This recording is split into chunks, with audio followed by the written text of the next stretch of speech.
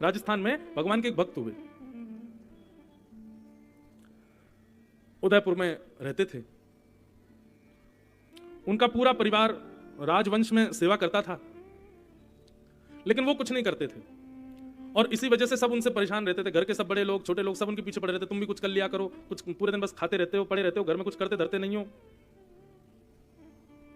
ऐसा नहीं कि वो जानबूझ के नहीं करते थे, पर उनकी भक्ति में प्रवृत्ति ज्यादा थी, इसलिए बस उनको कुछ करने की इच्छा नहीं होती थी और इसीलिए उनका ब्याह शादी भी नहीं हुए थे, क्योंकि ब्याह भी भाई उसी का ही होता है जो योग्य होता है, कमाता खाता हो, बढ़िया रहता हो, ब्याह भी उसी का ही होता है।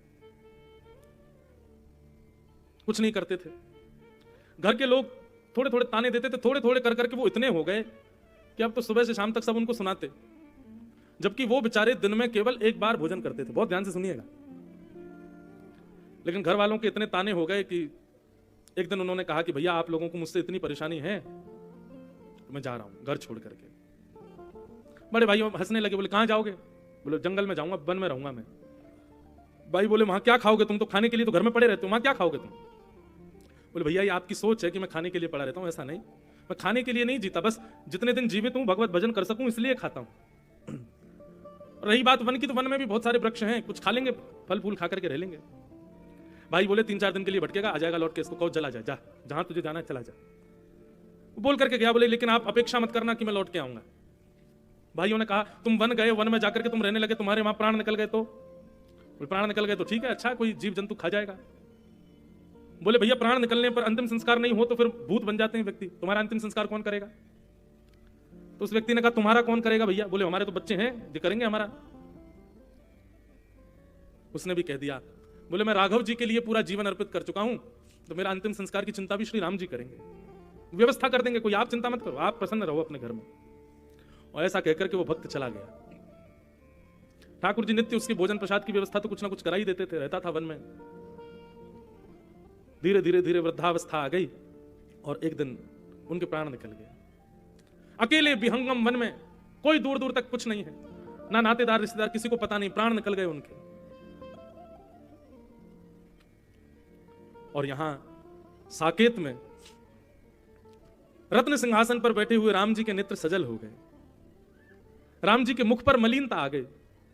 उस मलिनता को, अश्रुबिंद को जब हनुमान जी ने देखा तो हनुमान जी देख करके कहने लगे, हे प्रभु श्री राम, आप क्यों दुखी हैं? क्या बात है? आपके नेत्र सजल क्यों हो गए भगवान? कोई कष्ट, कोई पीड़ा, किसी की याद? तब राम जी बोले कि हनुमान जी मेरा एक भक्त है, उसने संपूर्ण जीवन मेरा भजन किया, मेरा स्मरण किया, अपने घर तक का त्याग कर दिया। और पता जब उसने घर त्यागा तो उसके भाइयों ने कहा तुम्हारे प्राण निकल जाएंगे, तुम्हारा संस्कार कौन करेगा? तो उसने बड़े विश्वास के साथ कहा कि रघुनाथ जी व्यवस्था करेंगे।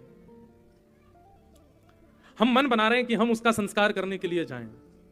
उसका अंतिम संस्कार 2-3 दिन हो गए, उसका शव पड़ा है वन में, हम उसका संस्कार करना चाहते हैं।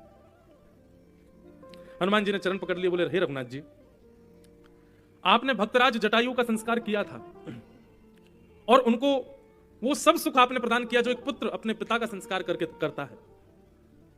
दशरथ जी को भी वो सुख नहीं मिला जो अंतिम समय में जटायु को आपने प्रदान किया भगवान। पर आज मेरे मन में भाव आ रहा है कि आप साकेत में बैठे बैठे जिस भक्त के अंतिम प्राण के लिए आप रुदन कर रहे हैं, आप इतने भावुक हो रहे हैं, उस भक्त के अंतिम संस्कार का यदि दायित्व हमको मिल जाए तो बड़ी कृपा होगी। हे नाथ, आप यहीं विराजे रहो साकेत में, हम पर आज्ञा करो, हम जाएं, हम उस भक्त का संस्कार करें। राम जी बोले ठीक है आप जाओ। हनुमान जी महाराज बड़े प्रसन्न हो गए, सेना लेकर के महाराज निकल पड़े। 7 समुद्रों का जल इकट्ठा किया, विश्व भर की समस्त नदियों का जल इकट्ठा किया हनुमान जी ने, और पूरी वानर सेना के साथ हनुमान जी महाराज वन में प्रकट हो गए। और वन में जाकर के उनके शव को समुद्र के जल से स्नान कराया, नदियों के जल से स्नान कराया, सुंदर उर्धपुंड उनके माथे पर लगाया, सुंदर द्वादश तिलक उनके अंग प्रत्यंगों पर लगाए, बढ़िया सुंदर लकड़ियों की, चंदन की लकड़ियों की महाराज सुंदर चिता बनाई, उस पर उनके शव को पधरा करके उनके बढ़िया सुंदर जो जो क्रम होने चाहिए, नियम होने चाहिए, सब हनुमान जी ने पालन किए। और 2 अश्रु बहा करके एक भक्त राज के पावन दिव्य देह को श्री हनुमंत लाल जी ने अग्नि संस्कार किया। ज्यादा पुरानी बात नहीं है बंधु, 400, 450, 500 वर्ष पुरानी घटना है। हनुमान जी ने उनके शव का अंतिम संस्कार किया। उसका प्रभाव ये कि उस संस्कार से, उनके चिता से निकलने वाली धुंध से, उनकी चिता से निकलने वाली अग्नि और सुगंधी से उस क्षेत्र में जितने भी प्रेत आत्माएं थी, भूत प्रेत आदि जो भी भटक रहे थे,